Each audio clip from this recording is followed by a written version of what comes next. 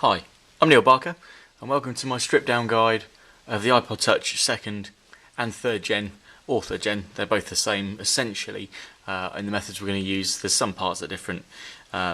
So this is basically, we're going to strip it down. There's nothing wrong with it because you can see it powers up, swipes okay, but obviously if you've got things like smash screen like this piece here, the Digitizer or anything like that, then this is how we'll do it. Now we'll start off by using a superbly magic tool called the iSesamo that we stock on AppleiPodParts.com. You can find all the spare parts, tools, everything you need, info, guides, etc. AppleiPodParts.com. And yeah, so here we go. So the iSesamo is perfect for these. It's absolutely fantastic. Now the method I use to enter into the top, on previous videos I've done this using sort of razor scrapers and all sorts of things like that, but this is just absolutely superb. We're going to go in at the top.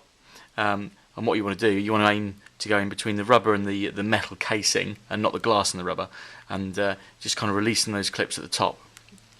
Now they'll come a little way, but they won't look like they will come too far. But they do. There's kind of a couple of clips. So you're just going to kind of edge that away, not too much so that it starts flexing the glass, but it's a little bit. If you don't get any joy there, we're going to start at this top left corner, and I know that there's a little clip in there. Again, we're always going in in between the, if you can see in there, we're always going to go in between the rubber and the metal casing. And there's clips strategically placed down either side. Down here, as you can see, on the side of the glass, you've got 1, 2, 3, 4 clips on there, and there. There's a clip there, clip there, clip there, clip there. So you're going in just in there. So you're going in between the actual casing itself and the rubber frame, and you just pop in the clips as you go. But we start at the top, and you can see those two little clips there. We'll go in at the top and we kind of release those. So right back to the iPod Touch. So we know I just pop that top clip, and you can just feel the metal clip. I make it look easy because I've done hundreds and hundreds of these. But you've got to persevere, be careful, and just watch what you're doing. Then we can go for that top clip again, give it a little bit more of a ply. You can see it's starting to come up there. Obviously, as we pop that, it's giving it a little bit more. So we're going to follow it down this side. As we run this down, it's a great tool to use this, really good. We're going to run down the side here and find the next clip. Now we're not going to go too deeply, because what you can do is you can sever the cable for the volume buttons. We're just going to run it down the rubber and just use the touch to kind of feel for the next clip. Well, I found that clip, and you're always just trying to just lightly coax it down as you go. And then you can hear the clips pinging, and obviously you can see 1, 2, 3, 4 clips down there, and there we go. So you've got 2 clips on the bottom, either side of the dot connector here, and it's just a case of going in again between the rubber and metal casing, in there, pop it. I can't hold this tool in any higher regard. The iSesamo is awesome. You can find it on the accessories, in the tool section of AppleiPodParts.com. It's absolutely fantastic. It's a few quid, but it's so versatile, and it doesn't break. I've never broken one yet, and we've used them again and again and again, and they're brilliant for everything. Right, so we've released the top all the way down the left hand side, and then the bottom, but you won't lift that corner because at the moment it's kind of stuck around the headphone jack. It kind of loops around there. So we're going to go around for the right hand side. And now obviously what gets difficult here is that with the screen up at an angle, it's going to force even harder into this edge here. This edge here. So what I tend to do is get my thumb on there, and I'm kind of pulling it that way, pulling it towards the other side. It gives you just a little bit more into there, so you can see where the rubber is. And again, you're going in between the rubber and the metal casing, and you're just going to pry it. Now, this iPod hasn't been in a part. I think it's probably once or twice. It's not weak, but I do make it look easy. But it's just patience, perseverance, and knowing where the clips are.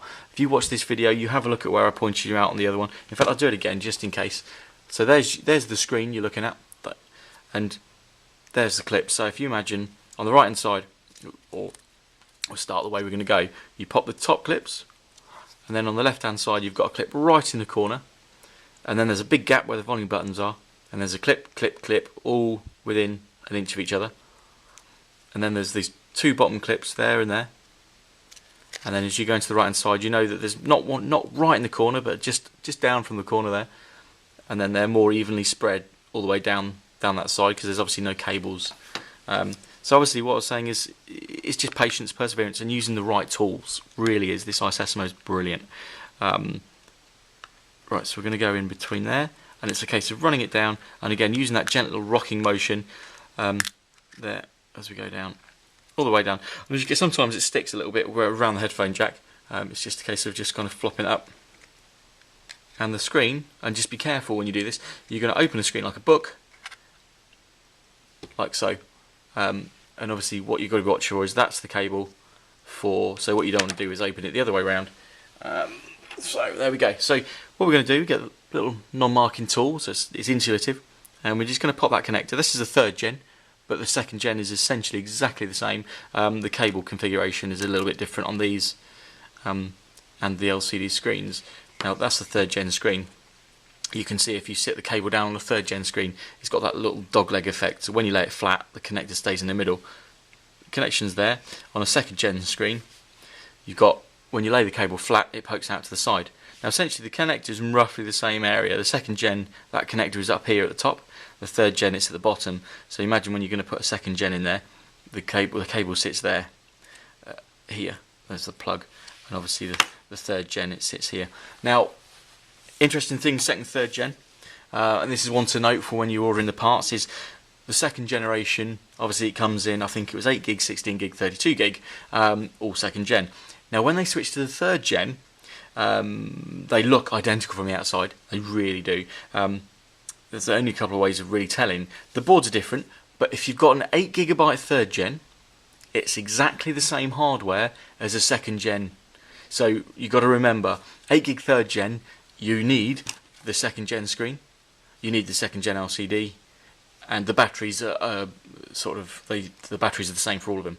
If you've got I think it's a 32 and 64 gig 3rd gen, so anything other than an 8 gig 3rd gen, then that's when you start needing the 3rd gen Digitizer and the 3rd gen LCD. So that's one to remember. But it's on our site, it's explained on AppleiPodParts.com. If you go to the Digitizer assemblies, it should all be explained. So enough of me jibber jabbering, there's the 3rd gen Digitizer out of the way. So if that's what you need to replace, you plug it back in, and we'll show you in the reverse in a minute. We're just going to give the screen a bit of a wipe down, get all the fingerprints off. One thing is, if you're wiping it, we use a lint-free cloth because there's nothing worse than getting dust under your screen or fingerprints or anything like that. So we'll give it a wipe down.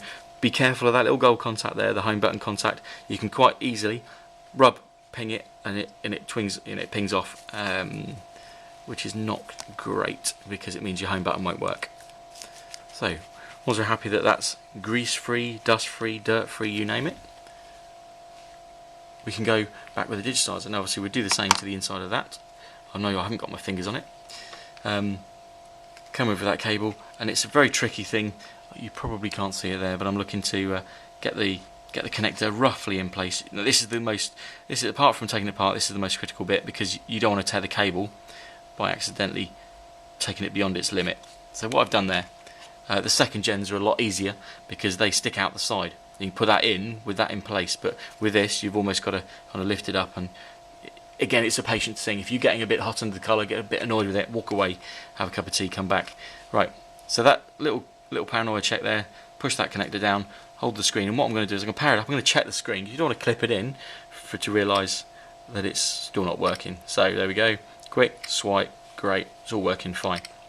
Once you're happy that it's dust free, the connection's in, one quick paranoia check there. We're going to go in, and we're going to go in top first. We're going to go in that way. So there's top clips going first, and then down the sides, and then at the bottom. So start off by helping it out, by lifting up a bit like that. That drops in straight away.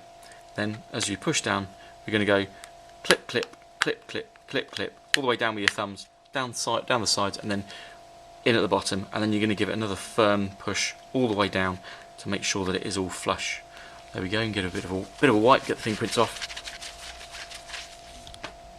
knock the camera, and there we go. Turn it on, swipe, it's all good. So there we go. Don't forget, the iSesamo is absolutely fantastic tool. That's AppleiPodParts.com on the tool section. So as are the little tool trays, which are fantastic, that we're developing, and the rest of the screwdrivers, plastic tools, and of course all of the parts. So I'm Neil Barker. That's my iPod Touch 2nd, 3rd gen disassembly, pretty much as far as you need to go. Anything further, then you've got big problems. And there you go. Thanks for watching.